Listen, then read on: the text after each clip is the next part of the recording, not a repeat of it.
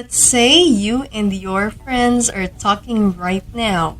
Cryptocurrency is sure to come up at some point in this conversation. Cryptocurrencies are a hot topic right now, but not many people know how they work. I'm here to fill that knowledge gap. Hello everyone and welcome to Wealthy Wisdom.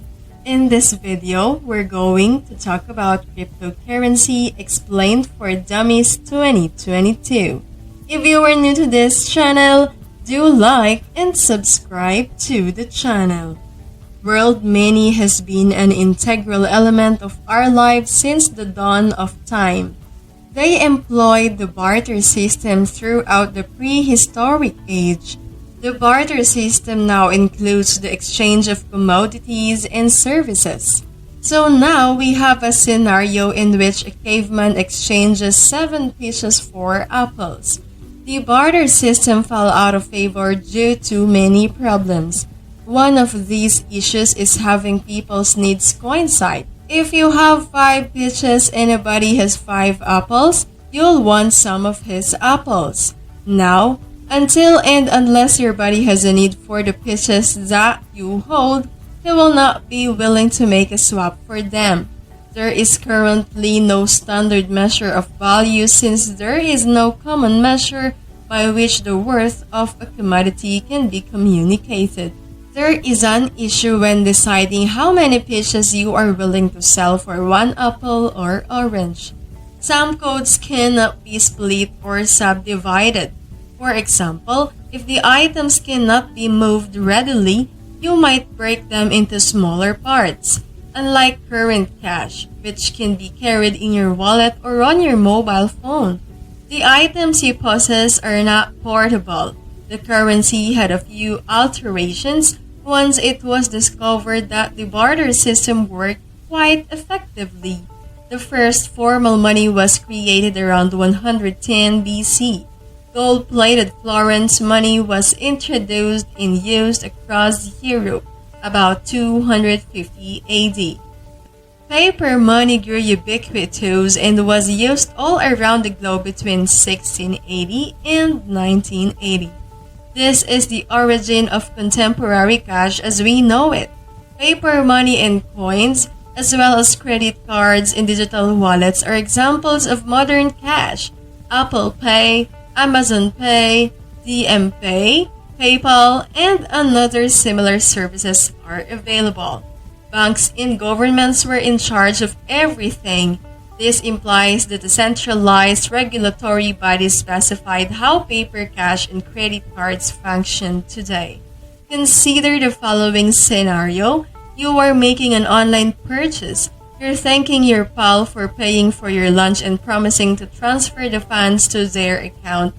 This transaction has now been completed successfully, but there are various possible outcomes. The bank might have had a technical problem.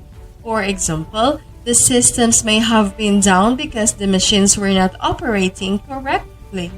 This implies that the bank is a single point of failure. The accounts of the users may have been compromised as a result of a DDoS attack, identity theft, etc. Or the account's transfer restriction may have been exceeded. This is why cryptocurrency is the future of money. Imagine the future transaction between 2 individuals.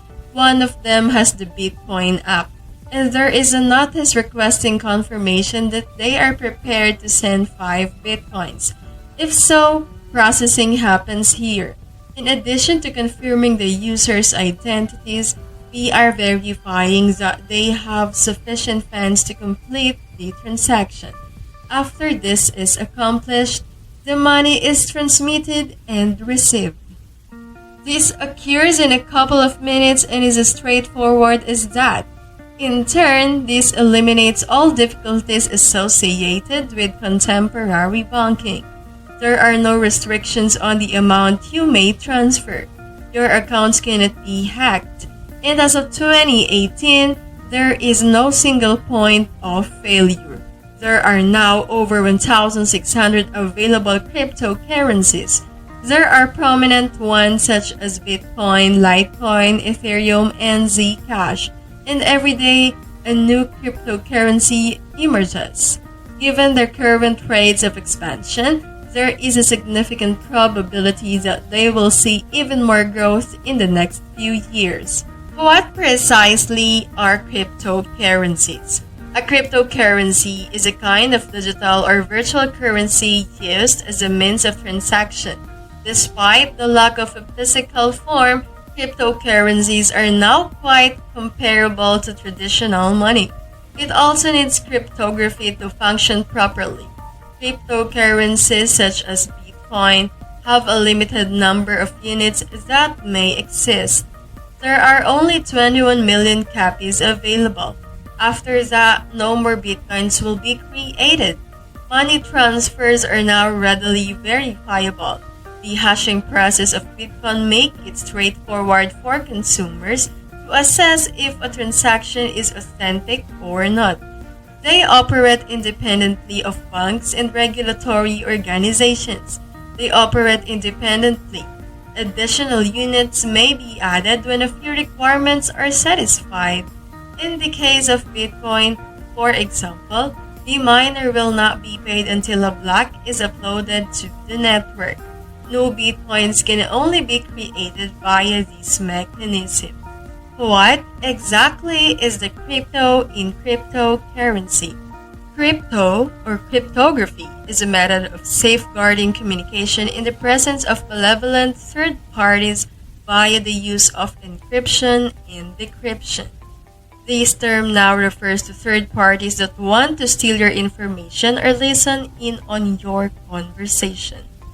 Cryptography makes use of computational techniques such as SHA-256, the Bitcoin hashing algorithm, a public key which serves as the user's digital identity and is shared with everyone, and a private key which serves as his digital signature and is kept secret.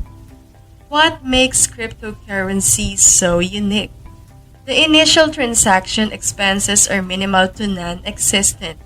If you use a digital wallet, you are aware that some money may be lost during the transfer of funds from your wallet to your bank account. You will always have cash available to you. You can simply go into your bank at 3 a.m. and seek a withdrawal. In Madras, there are no restrictions on purchasing. This liberty is available to proper documentation and papers while using Bitcoin. Everything is preventable.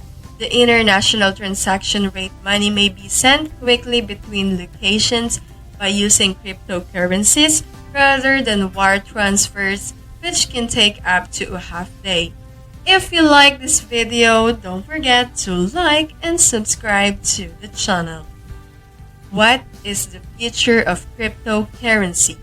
When it comes to cryptocurrencies, the world is clearly divided. On the one hand, proponents such as Bill Gates, Al Gore, and Richard Branson feel cryptocurrencies are preferable to conventional currencies. Others, though, such as Warren Buffett, are passionately opposed to it. On one hand, Nobel laureates in economics Paul Krugman and Richard Skiller see it as a Ponzi scheme and a possible weapon for criminals. There will be a conflict between regulation and anonymity, since numerous cryptocurrencies have been linked to terrorist activity. Governments would regulate the functioning of cryptocurrencies. On the other hand, the primary objective of cryptocurrencies is to keep their users anonymous. Today, we'll take a look at two of the most popular cryptocurrencies, Bitcoin and Ether. Bitcoin is a blockchain-based decentralized digital currency. Transactions are carried out through a peer-to-peer network. Let's talk about Ether. On the Ethereum network, Ether is a valid currency. The Ethereum network is an open-source platform for building and deploying decentralized apps using blockchain technology. Let us now look at the similarities between Bitcoin and Ether. They are presently the most valued cryptocurrency on the market. Both use blockchain technology, which is basically a method of attaching transactions to a unit of data known as a block and establishing a chain of blocks that prevents data from being changed. A process called proof of work is used to produce money by solving a mathematical puzzle before a block can be added to the blockchain. Finally, they are extensively utilized all around the globe. Let us now look at the differences. Bitcoin can be used to transmit money to other people in the same way that conventional cash can. On the Ethereum network, Ether is utilized as money, but it may also be used for regular transactions. Because Bitcoin transactions are manual, you must spend your own Ether to complete them. These transactions may be said to be manual, automated, or programmed, which means they will only occur in particular situations. The transaction's time for Bitcoin is 10 minutes, which is also the time it takes to add a block to the blockchain. Transactions in Ether take around 20 seconds to execute. Ether fuels both the Ethereum network and real transactions that rely on the blockchain. Both of these items are powered by Ether, which is used as a fuel inside the Ethereum network. Let's look at an example of a Bitcoin transactions now. The transactional data appears first. This explains, among other things, who you want to transfer bitcoins to and how much you want to send. The hashing technique is then utilized. The SHA-256 algorithm is used by Bitcoin. The output is signed using a signature algorithm and the user's private key. This is used to identify the user uniquely. This output is subsequently made available for verification to all network members. This is done by using the sender's public key. The transaction is authenticated by individuals who determine whether or not it is genuine. When this is finished, the transaction and others are added to the blockchain, where they cannot be changed again. I think the SHA-256 method is brilliant since it looks credible to claim that the encryption is very tough to break. By 2030, cryptocurrencies will be accepted as a form of payment in a substantial portions of the globe, accounting for 25% of all national currencies. It will continue to be volatile, which means that prices will vary as they have in recent years, and it will be accepted to a greater extent by businesses and consumers. We've reached the end of another video. And thank you for watching. I hope you have learned something from this video. If you like this video, do give us a like, subscribe to the channel, and comment down below. Thank you and goodbye.